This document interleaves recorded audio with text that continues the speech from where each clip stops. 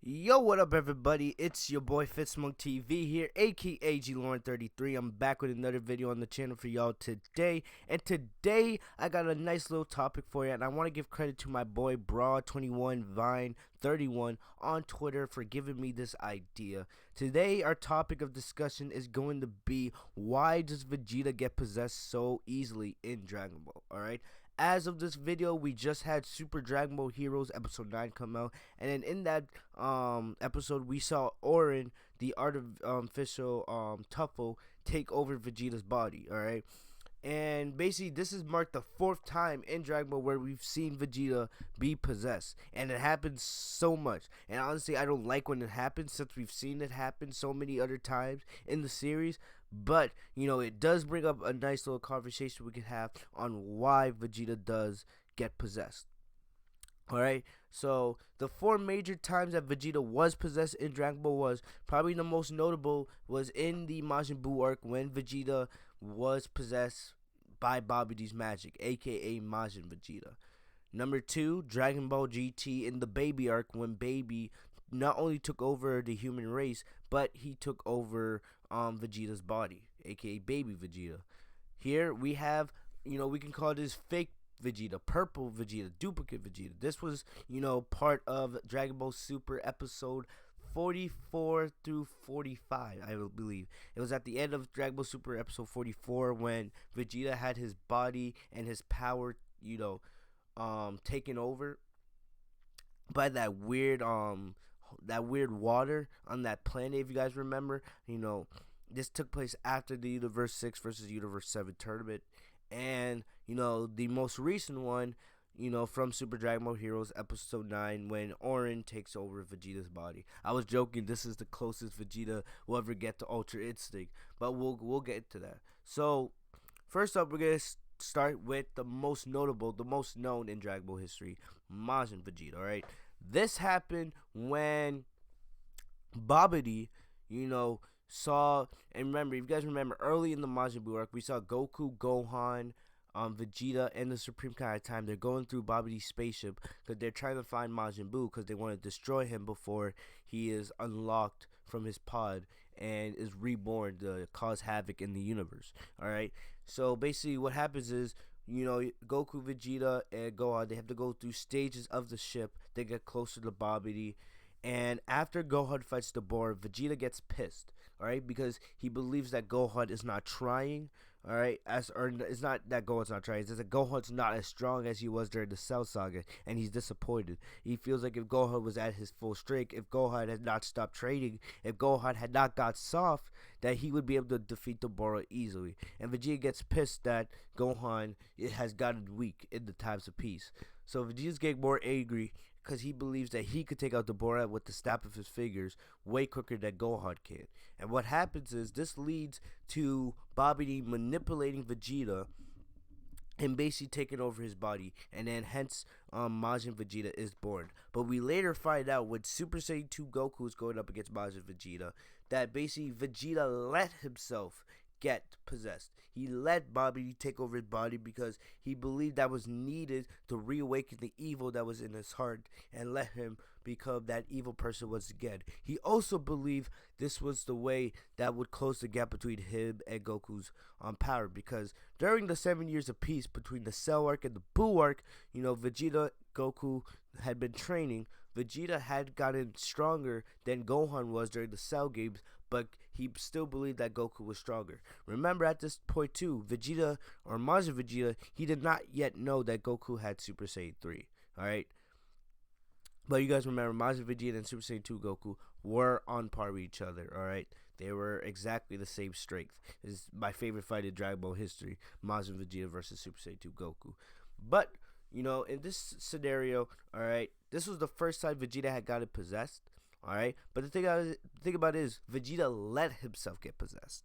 That's what we gotta remember. Vegeta didn't have to get possessed. He could have easily fought out Babidi, but he chose to because he had his own reasons. This is when Vegeta was still partly evil. Alright, it was after this battle, after Vegeta sacrificed himself against Majin Buu, that's when Vegeta turned the corner and finally became a fully good guy. He had always been in the middle, so you could argue he was more towards evil than good, but after letting himself get controlled by Bob D, he finally realized that he needed to change his way, and he fully became a good guy. All right. Next up, we had GT Vegeta. All right, or GT Baby Vegeta, whatever you want to call it. This was when, if you guys remember, in GT, Super Saiyan 2 Vegeta is going up against Baby, who is controlling Gohan and Goten. Vegeta is able to hold his own, but Vegeta lets his guard down, and through one of the cuts on Vegeta's body, Baby is able to go into Vegeta's body through that cut and take over his body. And it takes the smallest of cuts for Baby to control you. And Baby used Vegeta's power along with his own to basically control the entire Saiyan race. Not just the Saiyans, everybody on Earth. All right. He was planning on destroying planet Earth using the truffle technology. Remember, he had control over Boba and all that other stuff. Thing about it is, with Baby Vegeta, he was able to use Vegeta's body so much that he was able to fight on par with Super Saiyan 4 Goku for a little bit, but Super Saiyan 4 eventually overwhelmed Baby. Alright.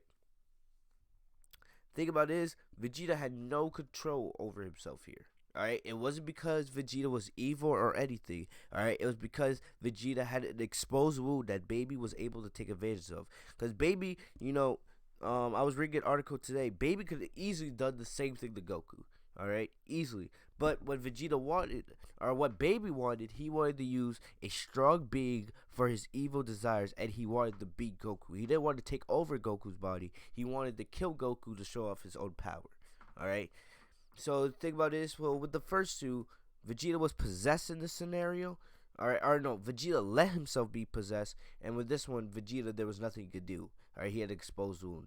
So yeah, with this one, this was the third time Vegeta was possessed in Dragon Ball Super episode 44. This was a result of just this weird water that, if it gets control of your body, it can make a exact duplicate of you, and it can take all of the power and fighting skills away. Alright? But remember, once purple or duplicate Vegeta was born, Vegeta could do anything. Alright? He had to wear a pacifier just to keep his body from fading away.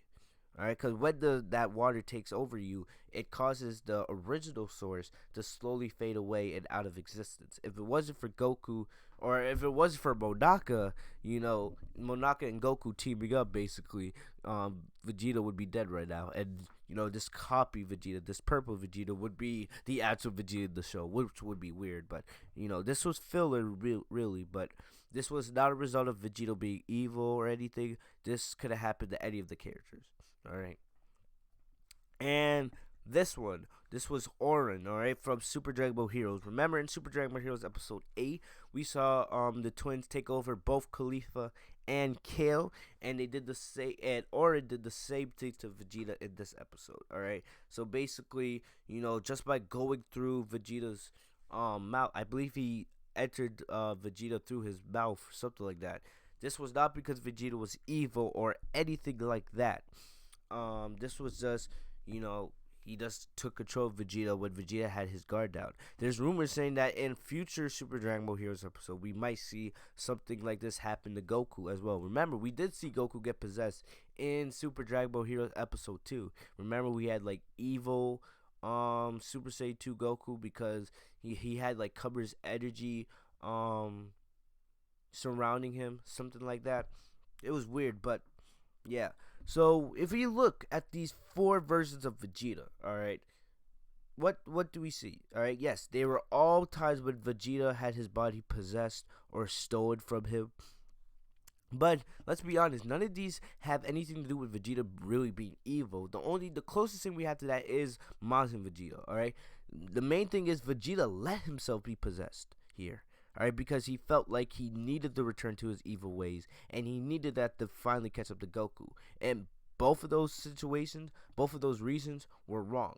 Alright, because Vegeta eventually turned good. He realized that being evil wasn't doing anything for him, and, it was time for him to change a new leaf, to look at life in a new, better way.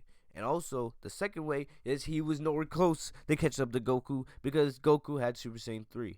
Goku was basically messing with Vegeta the entire fight. Alright, Goku could have ended Vegeta at any time if he wanted to. Alright. So basically this one Vegeta just let himself get possessed. And he later regret that and he looked at that as a mistake. This one, Vegeta was not evil.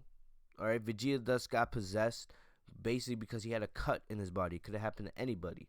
The same thing here. Alright, the super water, whatever that is, whatever they called it, that water could take over anybody's body at any time. It almost happened to Trunks. Alright, it could have happened to Goku.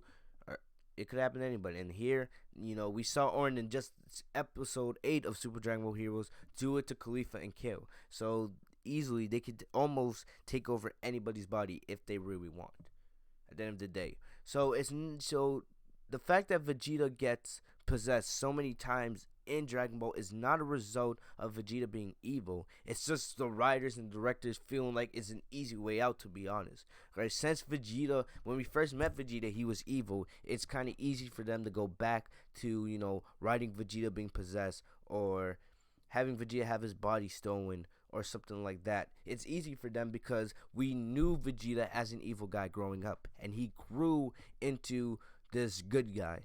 And it's easy for them to go back to that evil side since it's part of Vegeta's origin. Alright, if that makes sense. Alright, but other than that, that's all I got for this video. Tell me, guys, if you have any other theories or any other reasons why Vegeta gets possessed so easily in Dragon Ball. Let me know in the comment section. Other than that, that's about all I got for you guys today. I hope you guys enjoyed this video. I'll see you guys later. Have a great day, guys. Peace.